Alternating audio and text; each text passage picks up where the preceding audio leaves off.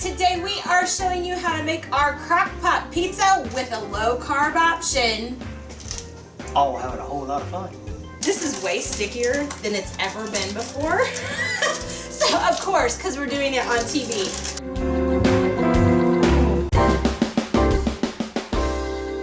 Hey guys, welcome back to my kitchen, and today we are cooking up some recipes from recipes.crock.com, and we are actually going to show you two recipes in one. It's like a buy one get one free. It's a twofer.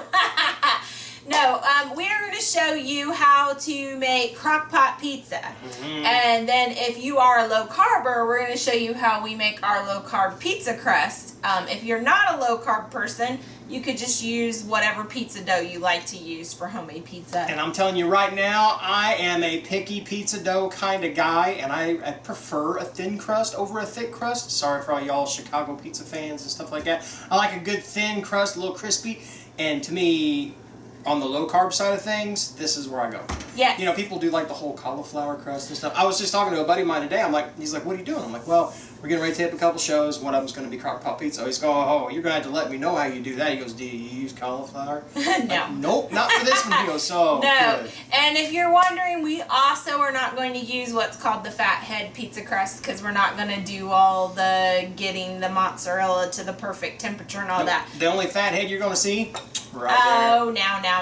No, what we're using is we're going to make a crust using Carb Quick. That's something that we use a lot with what we do.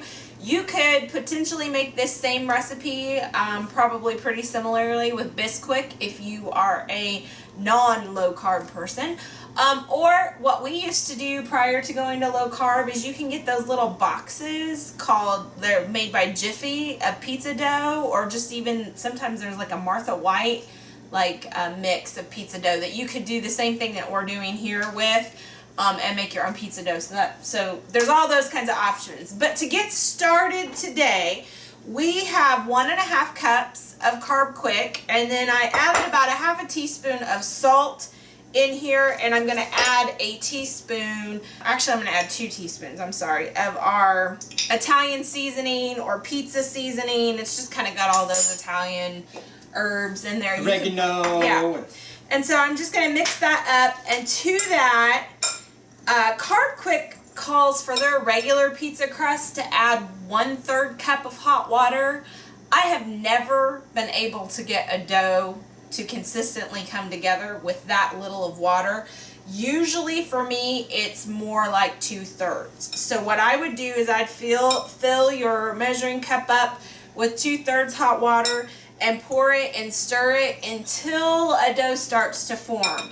I'm guessing that it probably depends on how much water to add depending on the humidity in the air, but what you want is a dough that will stick to itself. So we're going to start to pour. But not to you.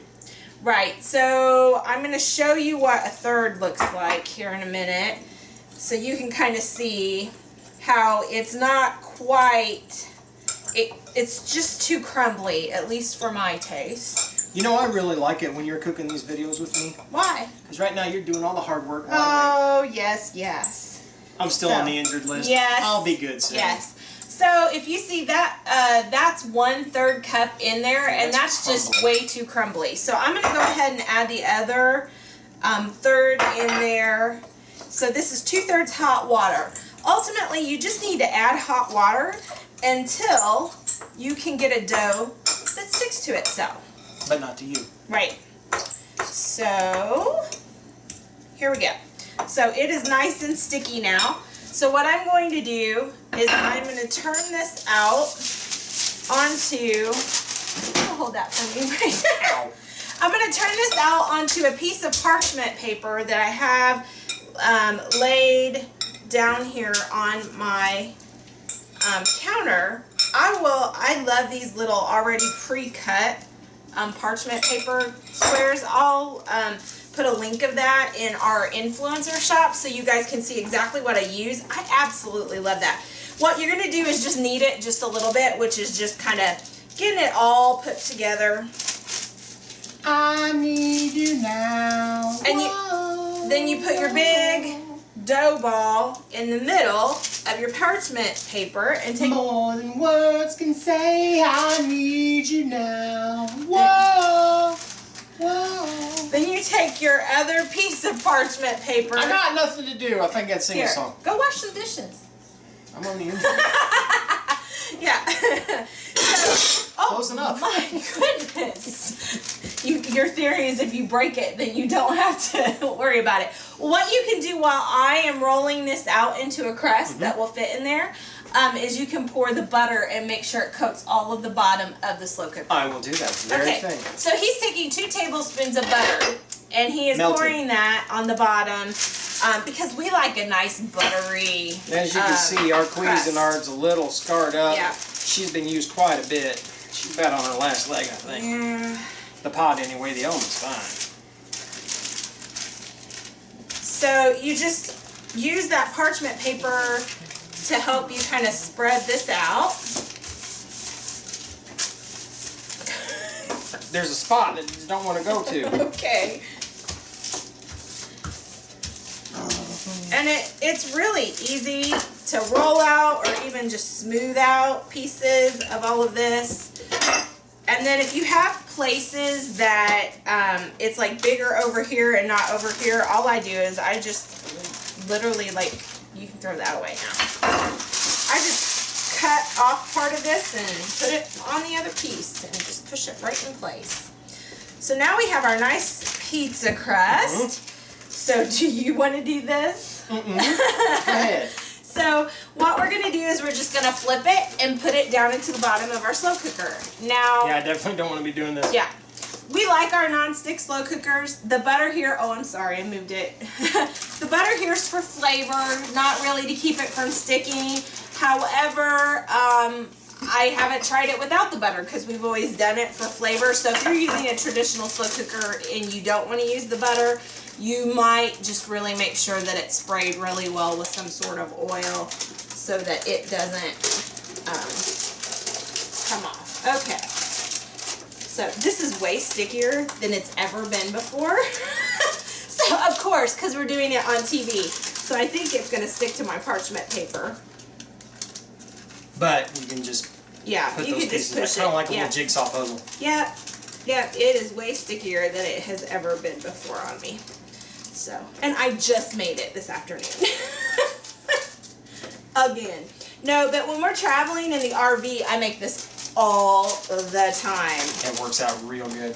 It's significantly cheaper than ordering pizza. And it lets us eat low carb. And still get pizza. And still have pizza. And it tastes like pizza. Yes, it does. Okay, yeah, I think I maybe added too much water this time. Well, it's really humid today, too. Yep. Yep, so go ahead. So I'm just going to push this down in and get it all lined out. Like, I guess if it was going to go wrong, it's good that it goes wrong on the video. So you guys can actually see how you kind of just make it work. Just put it back together. Yep. It wouldn't be nearly as sticky as what it is right now if I hadn't added, I think I added too much water this time. Still looks good. Yeah. Okay, can you give me a fork? So what we're going to do is we're going to I can do that. put some steam holes in here for the crust. And be careful, especially if you're using a non-stick. Yep. You don't want to scratch the bottom, so be Like gentle. ours is, because we haven't always been careful. We as in me. No, I do too. I'm going to wash my hands off so I can. Alright, steam holes have been made. Okay, so now what we're going to do is we've got about a half a cup of marinara sauce. You can use pizza sauce. We like to use Rayo's marinara sauce because it's about the lowest carb we can use. But so to recap here, if you're using Jiffy or some other brand and you're not eating low carb, just get your crust down in there. Now it's time for your pizza sauce. So about Pizza half sauce. a cup, spread it out nice and even. What'd you do with And that try sauce? to get every last bit, especially if you're using the Rayo's, because it is an expensive, more on the higher end sauce. So, Yep. get as much of that out of And it then as you can. use your Toss that spoon in the sink. to spread it out.